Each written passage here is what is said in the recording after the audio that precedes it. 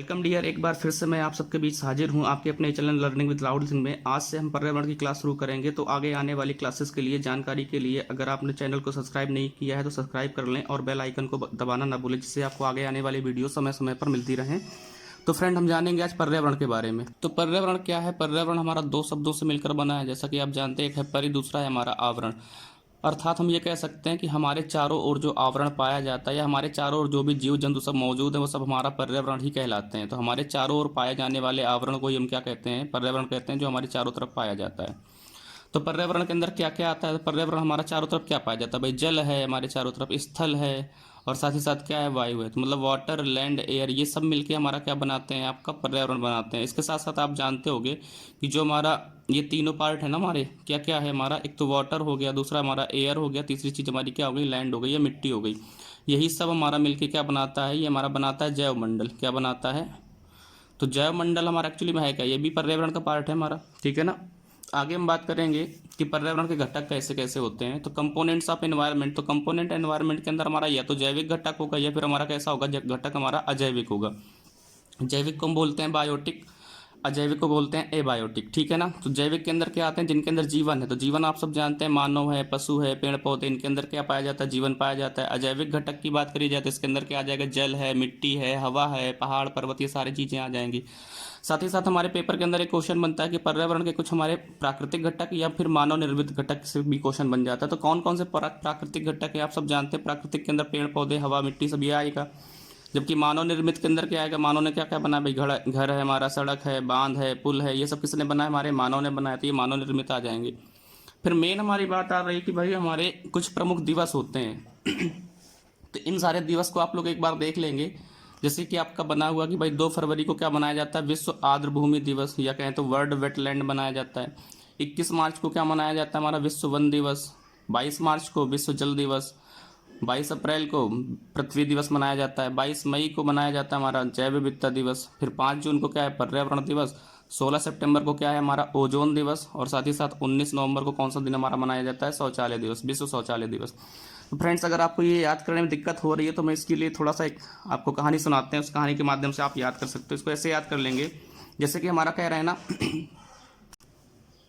सब जानते हैं कि फेब के महीने में एक आता है वीक हमारा, जिसको हम लोग बोलते हैं वैलेंटाइन डे वीक। तो वैलेंटाइन वीक क्या रहता है उसमें कि सभी को पता होगा कि जिनके पास भाई है तो वो लोग तो बड़ी खुशियां मनाते हैं, लेकिन जिनकी गर्लफ्रेंड की मान लीजिए शादी हो गई है तो वो तो बड़े बेचारे गम में रहते हैं। तो अगर वो गम में हैं तो मतलब रोते हैं, तो रोते किन से हैं भाई? आंखों से। आंखें कितनी हमारी? 2।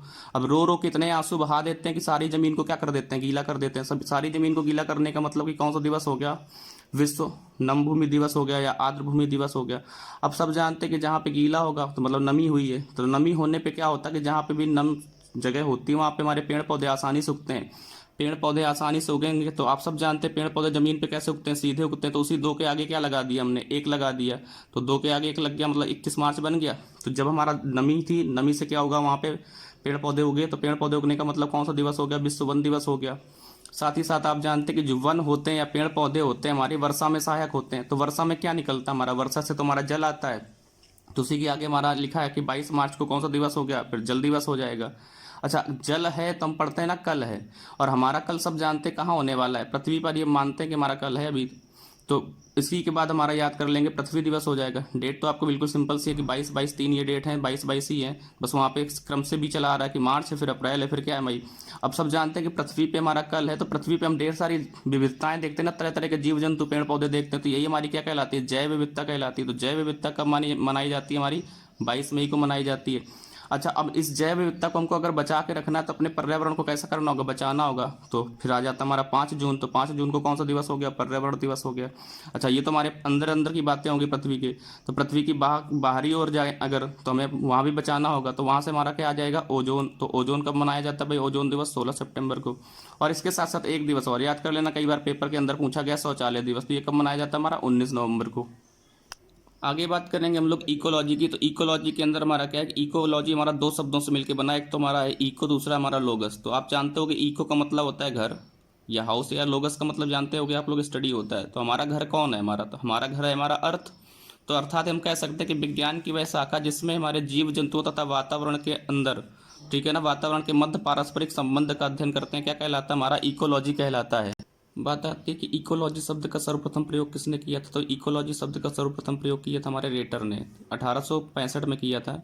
लेकिन मोस्टली पेपर के अंदर हमें ये ऑप्शन नहीं मिलता, रेटर नहीं मिलता, हमें पेपर के अंदर ज़्यादातर मिलता है अर्नेस्ट हैकल, और इसी को माना गया है फादर ऑफ इकोलॉजी या इकोलॉजी का जनक किसे कहते हैं, तो अर्नेस्ट हैकल को कहते हैं। और इन्होंने कब दिया था ये बात, इसका प्रयोग किया था उन्होंने 1869 में। तो ज़्यादातर आपको यही मिलेगा पेपर के अंदर। तो अर्नेस्ट हैकल याद रखेंगे। पारिस्थितिकी शब्द का जो प्रयोग है वो किसने किया है, हमारे अर्नेस्ट हैकल ने। फिर आती है बात की पारिस्थितिकी वही बात आ रही जो एनवायरनमेंट के अंदर हमने बताया था कि एनवायरनमेंट के अंदर हमारी दो ही कारक थे, जैव या अजैव। वही चीज़ यहाँ पे भी है कि जो इकोलॉजी है, इकोलॉजी के अंदर हमारे कितने कारक आएंगे, दो कारक हैं, एक जैव, दूसरा कौन सा है हमारा अजैव। जैव तुमने बताया ना जिनके अंदर हमारा जीवन पाया जाता है, जैसे पेड़ पौधे जीव जंतु, इन सबको हम क्या कहेंगे, जैव कारक कह देंगे। और हमारे जैव कारक के अंदर साथ ही साथ याद रखना है कि इसके अंदर आता क्या, एक हमारे होंगे उत्पादक होंगे, एक होंगे हमारे उपभोक्ता होंगे, तीसरी चीज़ क्या होगी, हमारे अपघटक होंगे।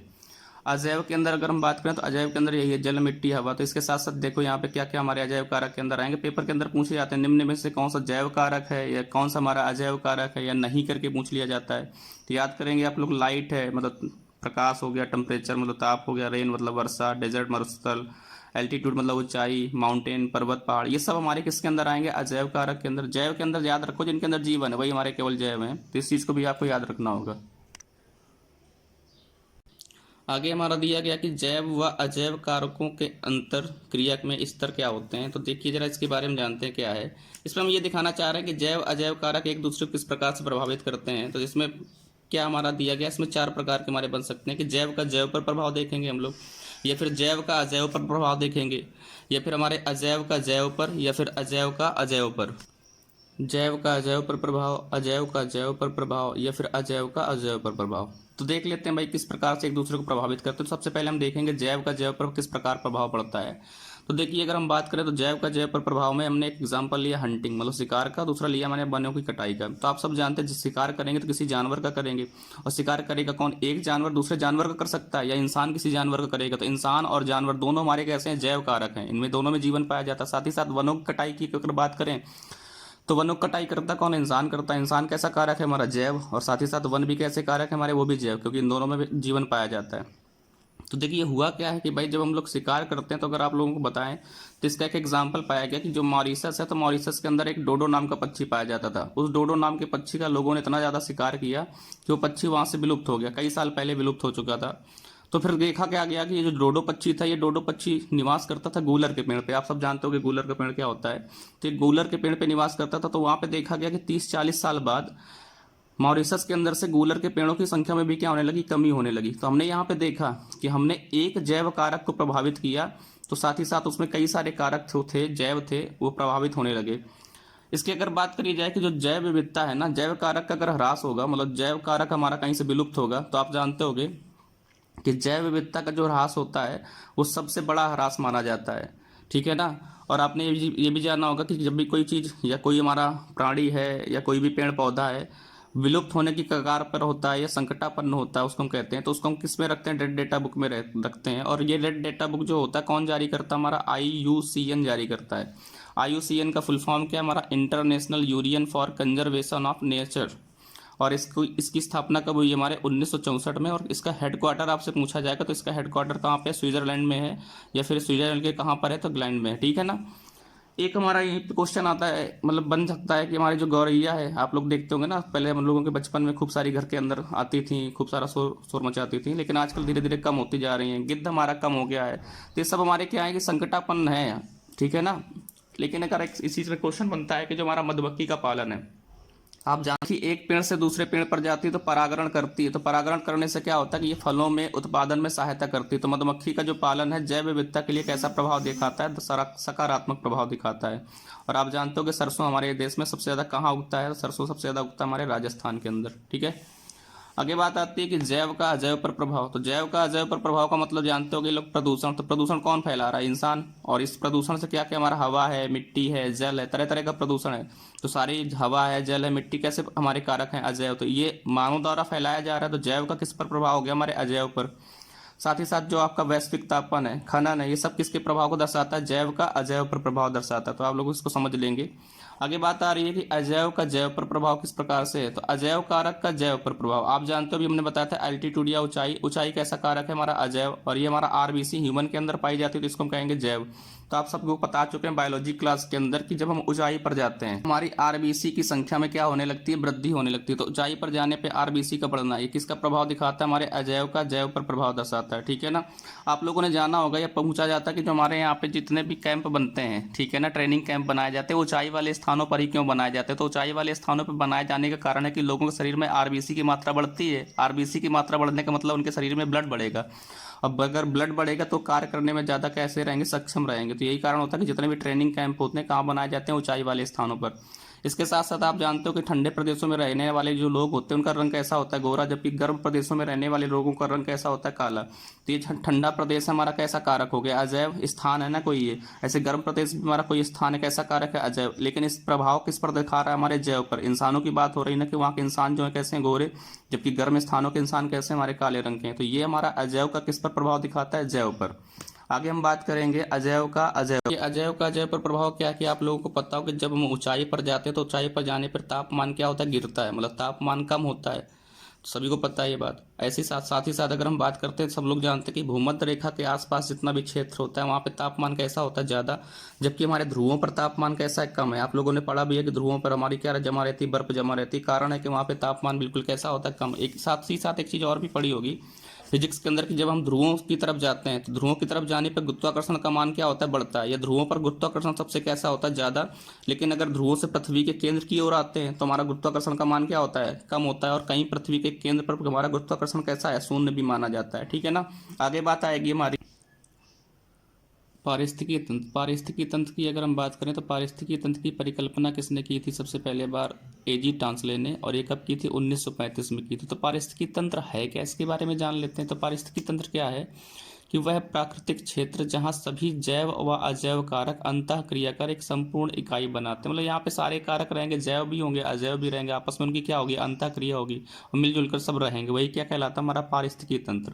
ठीक है ना। तो पारिस्थितिकी तंत्र के बारे में अगर बात करी जाए तो इसमें दो चीज़ें पूछी जाती हैं। का पूछा जाता है संख्या पिरामिड, और दूसरा चीज़ पूछा जाता है आपका ऊर्जा पिरामिड। तो संख्या पिरामिड में हम बात करें तो संख्या पिरामिड में हमने यहाँ पे रखा जैसे एक उत्पादक है, दूसरा क्या है हमारा प्राथमिक उपभोक्ता है, तीसरा हमारा क्या द्वितीयक उपभोक्ता है। तो हमेशा याद रखिए कि संख्या पिरामिड हो चाहे हमारा ऊर्जा पिरामिड, हमेशा कैसे होता है, घटते हुए क्रम में होता है। कैसे होगा, घटते हुए क्रम में होगा। कैसे घटते हुए क्रम में होगा, सबसे ज़्यादा हमारे उत्पादक होंगे। जितने उत्पादक होंगे उससे कुछ ना कुछ कम हमारे क्या होंगे, प्राथमिक उपभोक्ता होंगे। उससे भी कम हमारे क्या होंगे, द्वितीयक उपभोक्ता होंगे। ठीक है ना। जैसे मान लीजिए अगर हम मान लें यहाँ पे कि हमारे उत्पादक जो है ना 100 हैं। कितने हैं, उत्पादक हमारे 100 हैं। तो प्राथमिक उपभोक्ता कितने होने चाहिए, 10। और द्वितीयक उपभोक्ता कितना होना चाहिए, फिर 1। लेकिन अगर यही क्रम मान लीजिए उल्टा हो जाएगा तो फिर संपूर्ण मतलब जितनी भी हमारे यहाँ पे रहने वाली चीज़ें हैं, रहने वाले जीव जंतु हैं, उन सबको भोजन की प्राप्ति नहीं हो पाएगी। ठीक है ना। तो हमेशा याद रखिए कि संख्या पिरामिड कैसा होना चाहिए, घटते हुए क्रम में होना चाहिए। तो जैसे हमारा उत्पादक है, जैसे हरे पेड़ पौधे हैं। मान लीजिए अगर हमारे पास में 1 बीघा खेत होता, तो 1 बीघा खेत है लेकिन खाने वाले मान लीजिए उसमें प्राथमिक उपभोक्ता जो जानवर है हमारे पास में 100 जानवर हैं। तो कितने दिन खा पाएंगे, ज़्यादा दिन तो नहीं खा पाएंगे। तो यही कारण है कि हमारा उत्पादन कैसा होना चाहिए, ज़्यादा। फिर उससे भी कम क्या होना चाहिए, प्राथमिक उपभोक्ता। उससे भी कम क्या होना चाहिए, द्वितीयक उपभोक्ता होना चाहिए। तो उत्पादक हमारे हरे पेड़ पौधे हैं, प्राथमिक उपभोक्ता के अंदर बकरी है, खरगोश है, कई सारे आएंगे। द्वितीयक उपभोक्ता के अंदर हमारा शेर है। ठीक है ना। इंसान भी आ जाएगा अगर बकरी को देखते हुए यहाँ पे बात करी जाए। ऐसे हमारा ऊर्जा पिरामिड है। तो ऊर्जा पिरामिड पूछ लिया जाता है किसने दिया है, लिंडमान ने दिया था इसको। ठीक है ना। ये लिंडमैन या लिंडमान लिख के आ जाता है पेपर के अंदर। और ऊर्जा पिरामिड के अंदर भी वही बात है कि जो प्राथमिक उपभोक्ता है, ठीक है ना, द्वितीय उपभोक्ता है, तृतीय उपभोक्ता, ये सभी घटते हुए क्रम में होंगे हमारे। जैसे मान लीजिए हमारे ऊर्जा कितनी है यहाँ पे, 100% है। उत्पादक हमारी 100% अगर ऊर्जा ला रहा है तो ऊर्जा का जो हमारा यहाँ से स्तर जाएगा नीचे की तरफ जो जाएगा, कैसा जाएगा, घटते हुए क्रम में जाएगा। मतलब 10% ऊर्जा यहाँ पे जाएगी, फिर उसका भी 10% कहाँ जाएगा, इसके पास। इसका भी 10% कहाँ जाएगा, इसके पास जाएगा। ठीक है। बात आती है फिर पारिस्थितिकी तंत्र में कि हमने बताया कि सबसे बड़ा पारिस्थितिकी तंत्र अगर पूछा जाता है आपसे तो बताएंगे आप जलमंडल। जलमंडल पूछा दिया जाए, ऑप्शन में समुद्र लिख के आए, समुद्र हो जाएगा।